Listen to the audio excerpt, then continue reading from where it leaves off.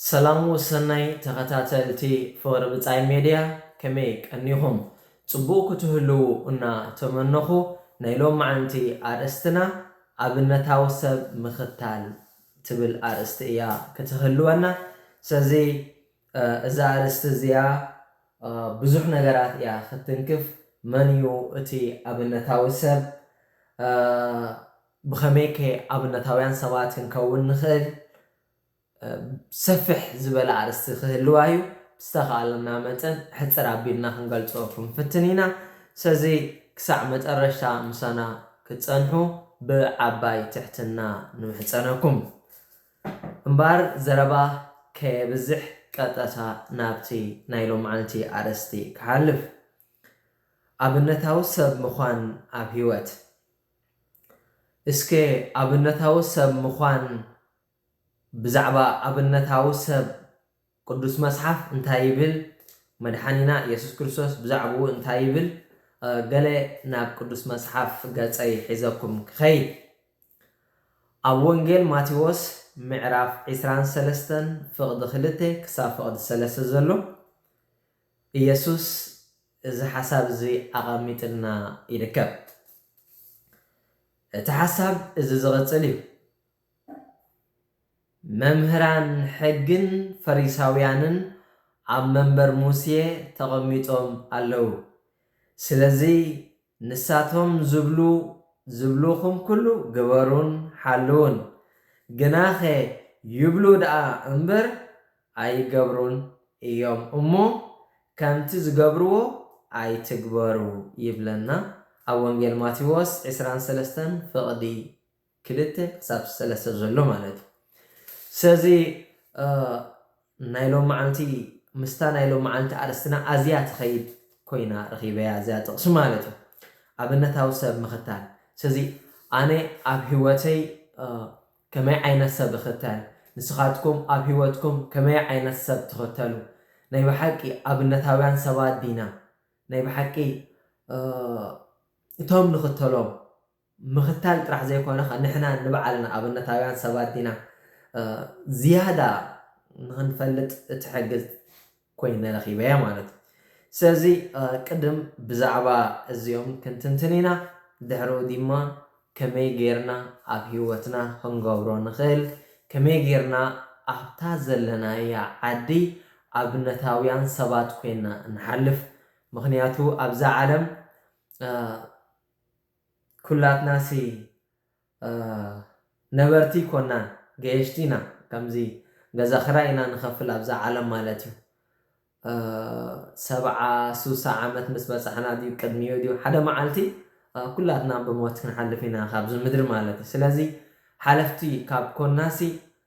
قال نسابسي أرأياك خون زخيل نسابسي كعجز زخيل قال نقار كنقدف زيادة زت حساسب أرستيو الزنايلو معالتي أرستي انبقر مدحانينا يسوس كريستوس زبلو ممهران حقن فريساويانن عم بمبر موسى تقميتهم علو سازي اتهم زمهرو اتهم من قد أملاح زمهرو عبتشعوان مالاتيو حلو تحقز نورو فريساويان عم منبر ناي موسى تقميتهم علو يبلنا سازي رومي أنا نسخاتكم من أبز منبر زي تقميتنا خنهلو نخيرينا أنا بعد حدار ندحر خويني نتهم زمرحهم أددكي أبهم أبتي إني أبو حلافنة منبر كينا زلخو أبنتاو دي زخون زلخو كمون كاهن ندحر خويني أبتناي كهنة بوتا بحكي أبنتاو دي كمون دياقون ندحر خويني أقلقالي أبي تغرسيان يخون أبلوتيكا يخون أب وات إيبر أبزخوني أبسرح أبزخون بوتا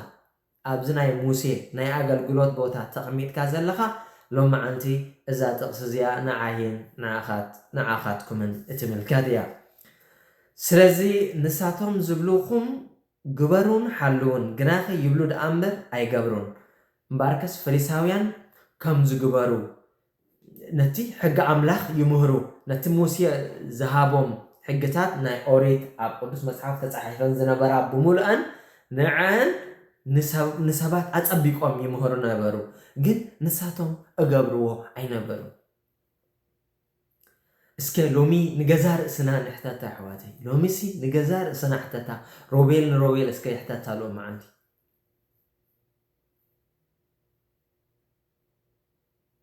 መምሃራን ብዙሓት መምሃራን ኣይትኾኑ እቶም ብዙሓት መምሃራን ዝኾኑ ብዙሓት ፍርዲ ከም ዝቐበሉ ተጠንቀቑ ይብለና ግና ኸይብል ጳውሎስ እናምሃርኩም እትገብርዎ እንድሕር ኮንኩም ናይ ብሓቂ ኣብ ተግባር ተውዕልዎ እንድሕር ኮንኩም ግን ዓብ ዓስብለኩም ብቃልን ብተግባርን ኣብነታውያን ኢኹም ይብለና ስለዚ ሎማ ዓንቲ ኣነ ንስኻትኩም እንሲ ከም ዝግበሩ እዚ ትቆኑዕ እዚ እቲ መንገዲ ጥራሕ ዲና ንብል ዘለና ወይሲ እናበልና ንገብሮ ኣለና ንገዛ ርእስና እዚኣ ሕቶ እዚኣ ንሕተታ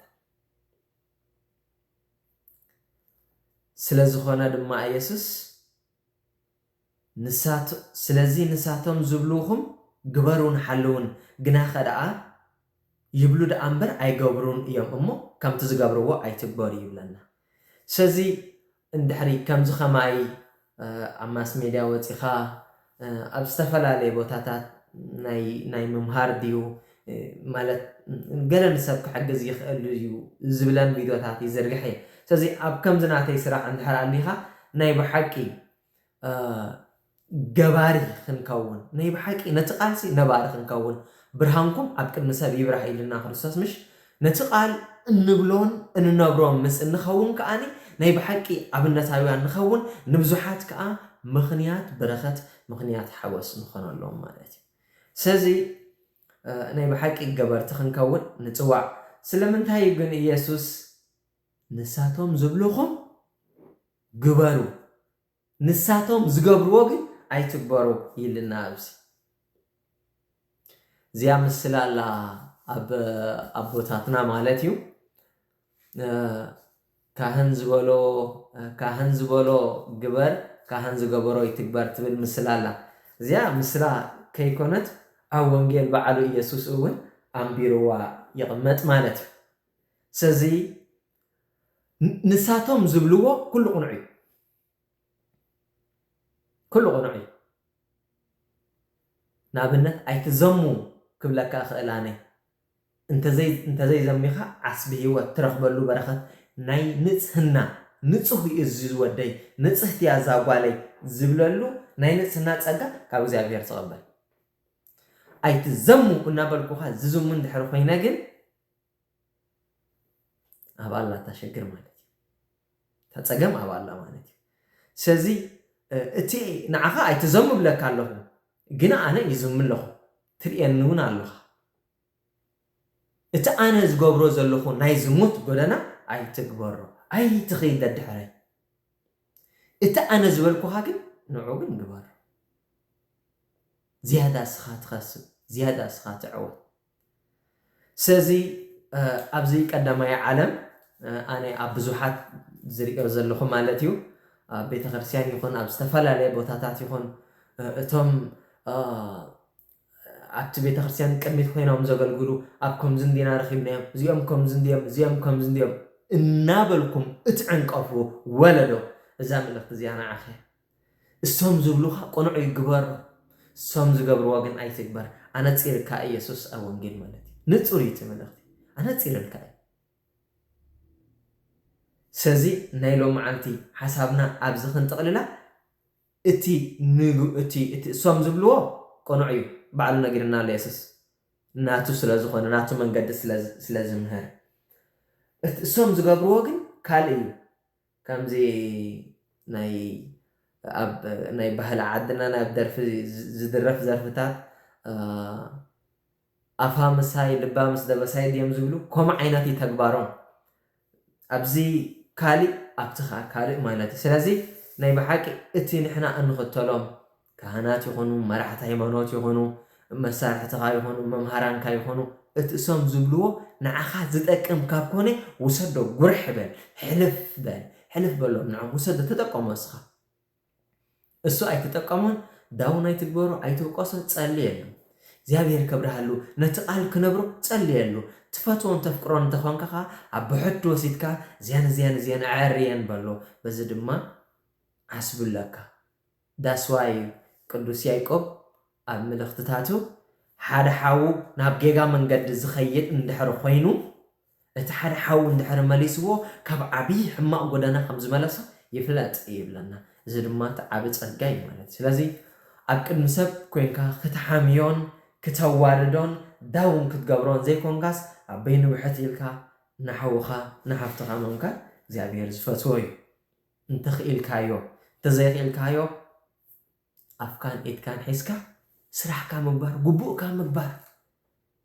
ሎሚ ኣሕዋተይ ብዙሓት ሰባት ስርሖም ገዲፎም ውራዮም ገዲፎም ብዛዕባ ናይ ካልኦት ውራይ ጥራሕ ይሓስብሉ ብዛዕባ ናይ ካልኦት ውራይ ጥራሕ ይዛረቡ ይውዕሉ ስለዚ ሎም መዓልቲ ውራይና ክንገብር እግዚአብሔር በዛ ኣጋጣሚ እዚ ይፅዋዓና ኣብ መጨረሻ ከመይ ጌርና ኢና ኣብነታውያን ሰባት ክንከውን ንኽእል ዝብለን ወይ ነቶም ኣብነታውያን ሰባት ከመይ ጌርና ክንክተሎም ክንክእል ኣለና ዝብል ሓሳባት ናይ መጨረሻ ንዓን ሂበ ብኣኽዓፁ በመጀመሪያ ኣነ ሓንቲ ዝጥቀማ ጥበብ ድየ ክብላ ወላ ሓሳብ ድየ ክብላ ንዓኻ ካፍለኩም ማለት እዩ ካብ ብዙሓት መምሃራን ይመሃር መራሕቲ ሃይማኖት ካህናት ኣብ ዓለም ዘለው መሳርሕተይ ብዙሓት ሰባት ማለት እዩ ካብ ብዙሓት ሰባት ይመሃር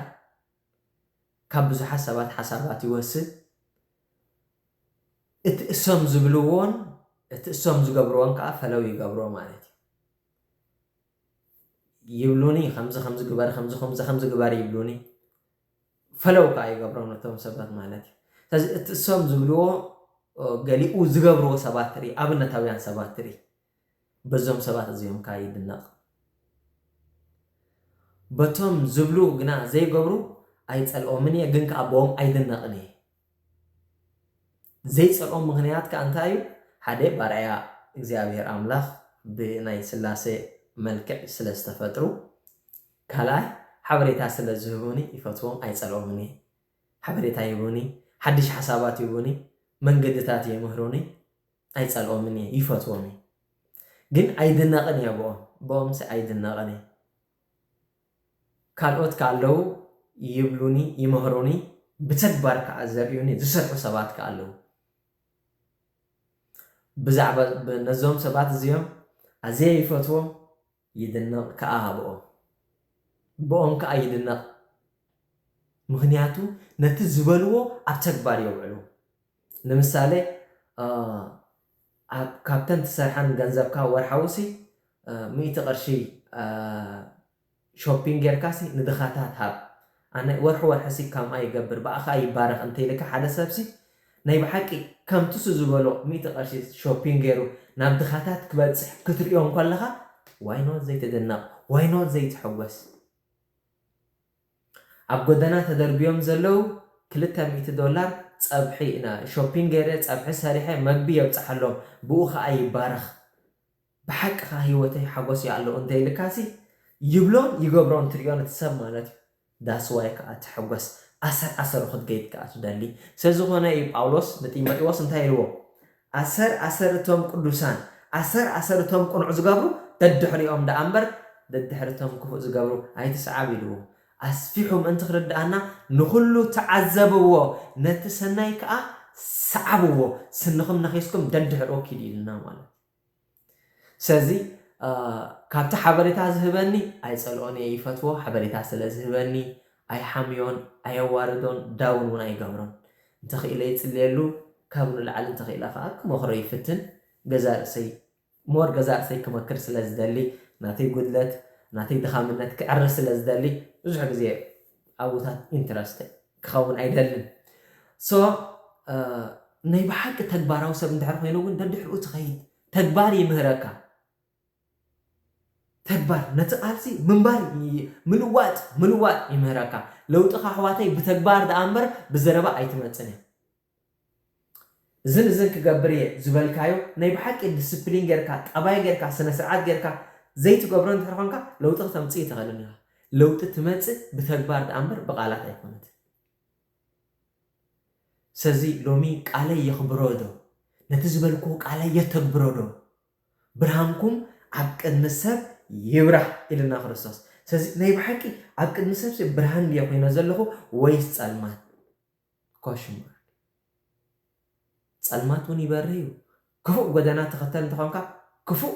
ኣብነታዊ ሰብ ትኸውን ጽቡቕ ጎደና ጽቡቕ ትበልዕ ጽቡቕ ትኸይድ ሰናይ ተግባር ትገብር እንተኾንካ ድማ ብርሃንካ ጽቡቕ ብርሃን ይህብ ንኻልኦት ከዓ ምኽንያት በረኸት ምኽንያት ለውጢ ይኸውን ስለዚ ናይ ሎም መዓልቲ ኣርስትና ናይ ብሓቂ ነቲ ዝገበርናዮ ቃል ክንገብሮ እንከለና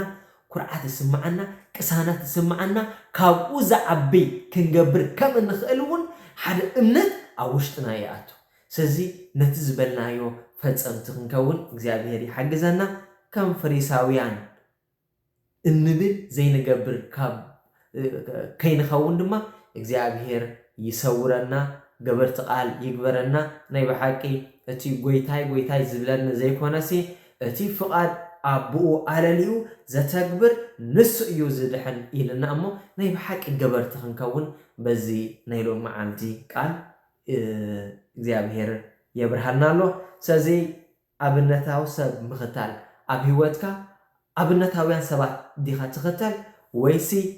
ዝብሉ ዘይገብሩ ሰባት ዲኻ ትኽተል ከተለለ ክትክእል ኣለካ ህይወት ዕዳጋያ ኣብ ዕዳጋ ዝተፈላለዩ ነገራት ኣለዉ ኮሚዶሮ ኣሎ ሽጉርቲ ኣሎ ገለ ኣሎ